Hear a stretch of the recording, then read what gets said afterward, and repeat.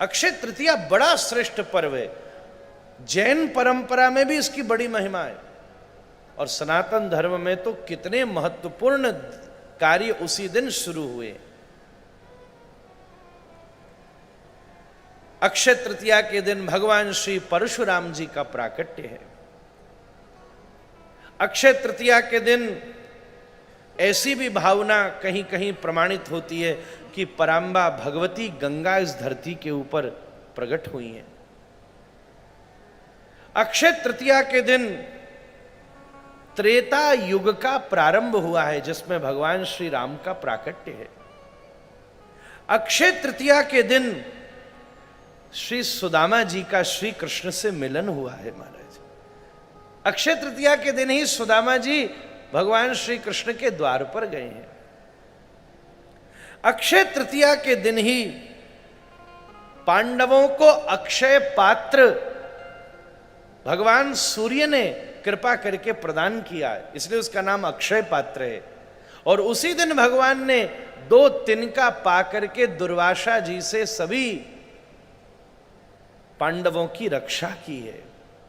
सबका पेट भर गया, बड़े परेशान थे। दुर्वासा जी पहुंच गए तो सब पांडव घबरा गए। 10,000 शिष्य और ले आए संग। बोले हम नहा के आ रहे हैं, तुम जब तक भोजन तैयार रखना। अब युधिष्ठिर तो घबरा गए, द्रौपदी खा चुकी है, उतनी देर में श्री कृष्ण और आ गए। भैया कैसे हो, बड़ी तेज भूख लगी है। युधिष्ठिर बोले बताओ 10,000 अंत फुर्सत नहीं मिली, एक और आएगी हो महाराज। बोले कैसे चिंता कर रहे हो। बोले द्रौपदी पा चुकी, अब तो कोई भोजन है ही नहीं। देखा एक पत्ता चिपका हुआ था, कण चिपका हुआ था, उस तिनके को जैसे ही भगवान ने मुख के ऊपर रखा, नहाते नहाते दुर्वासा जी को तो गैस बनने लगी महाराज। अरे हमारा तो पेट फूल गया भैया, क्या है अब तो खायो ही ना जाएगो, क्या करें क्या करें। चलो चलो वहां गए तो जीवनो पड़ेगो, भाग लो यहीं थे महाराज। अक्षय तृतीया के दिन वेदव्यास भगवान के द्वारा श्री महाभारत जी का लेखन प्रारंभ हुआ। अक्षय तृतीया के दिन श्री शंकराचार्य भगवान के द्वारा कनकधारा स्तोत्र का प्राकट्य किया गया। अक्षय तृतीया के दिन परांबा भगवती श्री अन्नपूर्णा जी का प्राकट्य हुआ। अक्षय तृतीया के दिन स्वर्ग में रहने वाले श्री कुबेर को संपूर्ण धन संपत्ति की प्राप्ति हुई और वो खजांची बने स्वर्ग के। अक्षय तृतीया के दिन ही भगवान जगन्नाथ के रथ का निर्माण प्रारंभ होता है।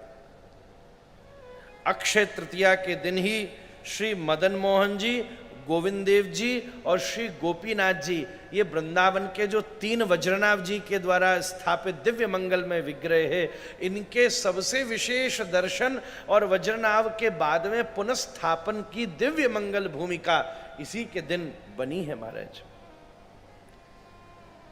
अक्षय तृतीया के दिन ही संपूर्ण श्री वृंदावन में भगवान की चंदन यात्रा शुरू होती है।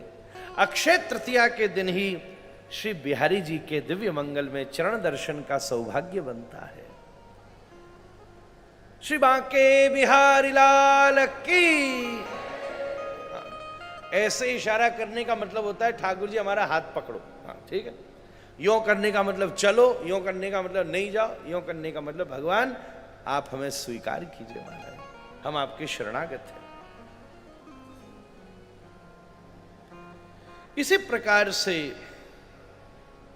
अक्षय तृतीया के दिन ही भगवान वाराह के कृपा से इस धरती के ऊपर तिल का प्राकट्य हुआ।